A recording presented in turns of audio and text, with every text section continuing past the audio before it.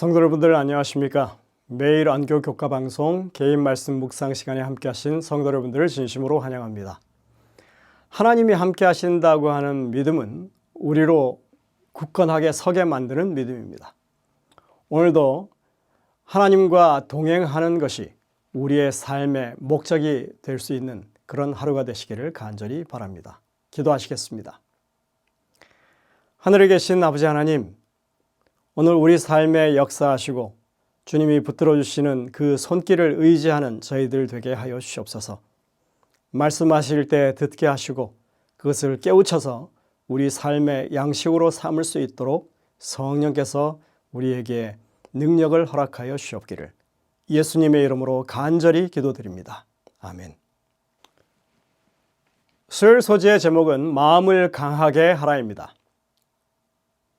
먼저 여호수아 1장 7절부터 9절에 있는 말씀을 봉독합니다. 오직 강하고 극히 담대하여 나의 종 모세가 내게 명령한 그 율법을 다 지켜 행하고 우로나 좌로나 치우치지 말라. 그리하면 어디로 가든지 형통하리니 이 율법책을 내 입에서 떠나지 말게 하며 주야로 그것을 묵상하여 그 안에 기록된 대로 다 지켜 행하라. 그리하면 내 길이 평탄하게 될 것이며 내가 형통하리라. 내가 내게 명령한 것이 아니냐. 강하고 담대하라. 두려워하지 말며 놀라지 말라. 내가 어디로 가든지 내 하나님 여호와가 너와 함께 하느니라 하시니라. 마음을 강하고 담대히 하라고 하는 격려의 말씀은 1장에 반복되는 그런 말씀입니다. 6절에 보시면 강하고 담대하라고 분명하게 말씀하셨고 5절에도 이렇게 말씀합니다. 내 평생에 너를 능히 대적할 자가 없으리니 내가 모세와 함께 있었던 것 같이 너와 함께 있을 것임이니라. 내가 너를 떠나지 아니하리니. 가나안에 들어가는 입구에서 하나님은 여호수아를 향해서 2번, 3번 거듭해서 강하고 담대하라고 말씀하십니다. 그 이유가 무엇입니까? 여호수아에게 주어진 임무는 엄청난 도전으로 보입니다. 자신은 그 위대한 지도자 모세를 대신할 만한 인물로 부족해 보였습니다.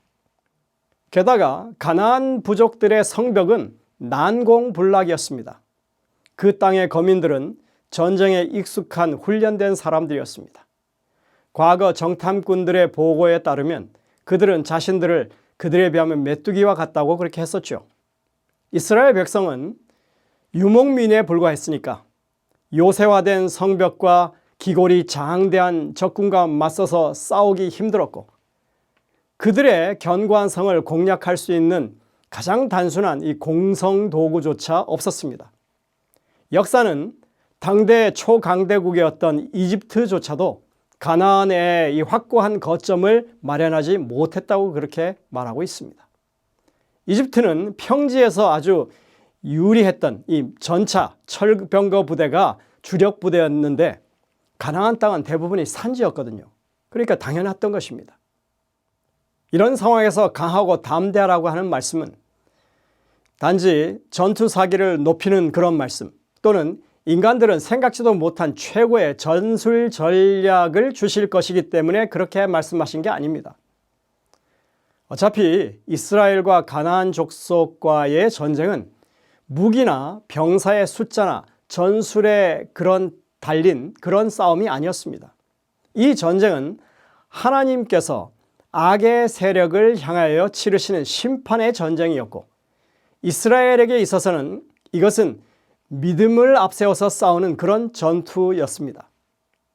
이것은 이미 출애굽 당시 때부터 하나님께서 말씀하신 그런 내용이었습니다. 출애굽기 14장 13절부터 15절에 이렇게 말하죠.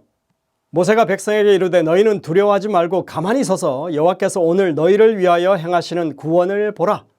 너희가 오늘 본 애굽 사람을 영원히 다시 보지 아니하리라. 여호와께서 너희를 위하여 싸우시리니 너희는 가만히 있을지니라. 여호와께서 모세에게 이르시되 너는 어찌하여 내게 부르짖느냐. 이스라엘 자손에게 명령하여 앞으로 나아가게 하라. 당시에 이집트의 철병거 부대는 무적의 부대였습니다. 이런 부대를 대항하는 것은 불가능했죠. 하나님이 이들을 대신해서 싸우실 수밖에 없는 싸움이었습니다. 이러한 이스라엘 전쟁의 형태는 역대하 20장에 나오는 여호사밧의 전투에서도 고스란히 반복되고 있습니다. 역대하 20장 17절에 이렇게 말합니다. 이 전쟁에는 너희가 싸울 것이 없나니 대열을 이루고 서서 너희와 함께한 여호와가 구원하는 것을 보라. 유다와 예루살렘아, 너희는 두려워하지 말고 놀라지 말고 내일 그들을 맞서 나가라. 여호와가 너희와 함께하리라 하셨느니라. 이때 적군은 너무나 많은 숫자였습니다. 근데 이때 여호사밧 왕은 병기를 든 군사들 대신에 찬양대를 앞세워서 전진합니다. 여러분들, 이런 무모한 전쟁이 어디 있습니까? 블레셋을 대항했던 기드온의 300명의 용사를 한번 생각해 보시기 바랍니다. 그들은 칼 대신에 횃불을 들었습니다. 히스기야 왕 때 아수르의 사네립이 대군을 이끌고 이스라엘 전국을 유린하고 하나님을 모욕했던 적이 있었죠. 이제 달랑 남은 것은 예루살렘 하나뿐이었습니다. 도무지 이길 수 없는 이 상황에서 하나님께서는 한 천사를 보내셔서 하룻밤 사이에 아수르의 군사 18만 5천을 도륙했다고 기록하고 있습니다. 사네립은 겨우 이 신복 얼마를 데리고 주랭랑을 쳤습니다. 참으로 전설 같은 얘기들이죠. 사실 출애굽 당시에 이 아말렉과의 전투에서도 무기도 변변치 않았던 이스라엘 백성들이 모세가 산 위에서 손을 들면 이기고 손을 내리면 졌습니다. 그래서 아론과 훌이 모세의 양손을 받들고 그렇게 서 있지 않았었습니까? 하나님의 백성에게 있어서 마지막 싸움도 무기나 전략이나 힘의 싸움이 아니라 믿음의 싸움이 될 것이 분명합니다. 우리가 이런 싸움을 준비해야 한다면 무엇을 준비해야 하겠습니까? 오늘 본문은 강하고 담대하라고 말씀하면서 이 믿음의 싸움에서 승리할 수 있는 두 가지 요소를 말하고 있습니다. 첫째는 하나님과 동행하라는 것입니다. 둘째는 하나님의 율법에 순종하라는 것입니다. 하나님과 동행하는 것, 율법에 순종하는 것은 매우 밀접한 연관이 있는 것입니다. 하나님은 율법을 범하는 죄인들과는 함께 하실 수가 없습니다. 하나님과 이스라엘 사이에는 언약이 맺어져 있는데 그 언약을 규정하는 율법, 그 구체적인 요구사항에 순종한다고 하는 것이 매우 중요한 일이었죠. 그런데 그 율법사항에 순종하는 것은 매우 담대할 필요가 있었습니다. 믿음을 북돋워야 하는 그런 일이었기 때문에 그렇습니다. 에베소서 6장 10절부터 18절에는 사단과 대적하기 위해서 싸우는 이 대쟁투에 참여하는 신자가 갖추어야 할 완전 무장에 대해서 말씀하고 있습니다. 일명 하나님의 전신갑주를 입으라고 말하죠. 진리의 허리띠, 의의 가슴방패, 그리고 평안과 복음의 군화, 그리고 믿음의 방패, 구원의 투구, 성령의 검, 곧 말씀, 이렇게 말하고 있습니다. 우리는 여기서 한 가지 흥미로운 비교를 할 수 있는데 성소의 중심부에는 하나님의 이 언약궤 안에 율법이 있었듯이 전신갑주에서는 이 가슴, 심장을 보호하는 것이 의의 방패라고 그렇게 하고 있습니다. 호심경이라고 하죠. 여기에 두 방패가 나옵니다. 믿음과 의의 방패인 것입니다. 믿음으로 주어지는 그리스도의 의는 율법에 자원하여 순종하는 우리의 삶이 반영되게 되어 있습니다. 군대에 가면 누구나 이 완전군장이라고 하는 것을 해보게 됩니다. 전투에 필요한 모든 것을 갖춰 착용하는 것입니다. 그 중에는 어느 하나라도 빠지게 되면 전투에서 위험에 처하게 될 수 있습니다. 하나님의 전신갑주도 마찬가지입니다. 이것은 전투 중에 모든 종류의 위험으로부터 보호받을 수 있는 그런 최소한의 장비인 것입니다. 어느 것 하나 소홀히 할 수가 없습니다. 예를 들어서 허리띠가 없다고 치십시오. 그러면 무기인 칼을 찰 수도 없고 갑옷을 고정시킬 수가 없습니다. 진리가 없다면 모든 것이 엉망이 되고 만다는 것입니다. 여기서 진리라고 하는 것은 예수 그리스도를 말하기도 하고 주님의 바른 가르침을 의미하기도 합니다. 또 심장을 보호하는 호심경, 가슴 갑옷이라고 했죠. 그것이 없다면 적에게 심장을 당장 찔릴 수가 있는 것입니다. 우리가 믿음으로 하나님의 율법에 자원해서 순종하는 삶을 살지 않는다고 하는 것은 적에게 치명적인 공격을 당할 수도 있다고 하는 것을 말하는 것입니다.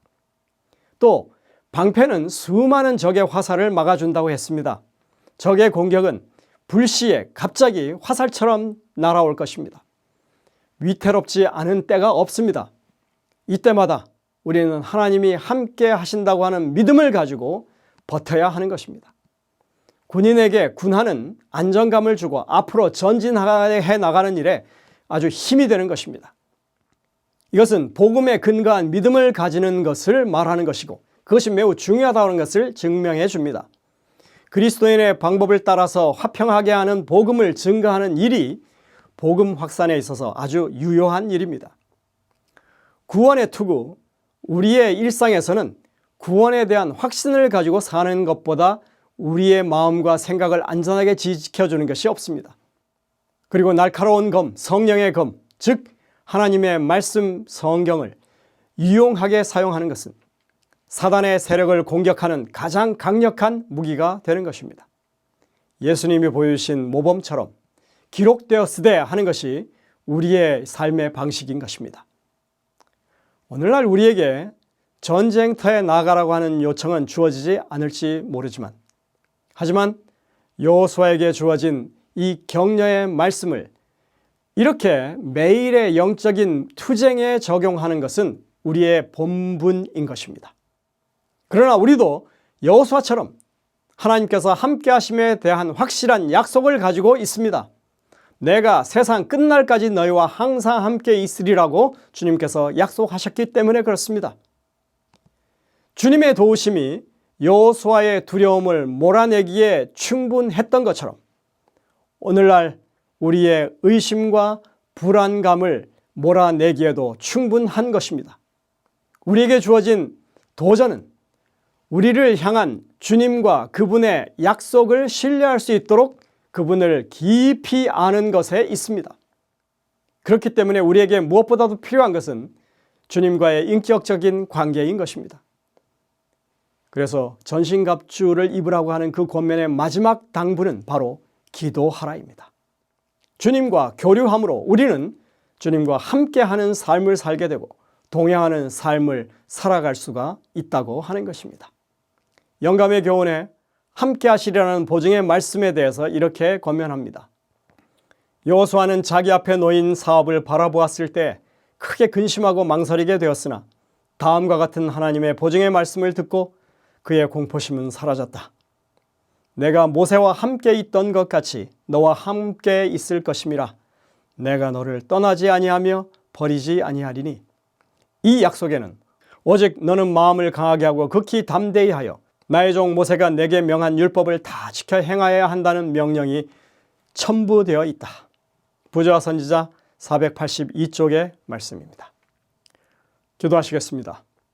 하늘에 계신 아버지 하나님, 마음을 강하고 담대히 하라는 주님의 명령을 듣습니다. 주님께서 우리와 함께 하심에 대한 보증이 있기에 우리가 용기를 낼 수 있게 해주셔서 감사를 드립니다. 온전한 믿음을 가지고 주님을 신뢰하는 저희 모두가 되게 하시고 담대히 맡기신 사명을 감당할 수 있는 저희 모두가 되게 이끌어 주시옵기를 예수님의 이름으로 간절히 기도드립니다. 아멘.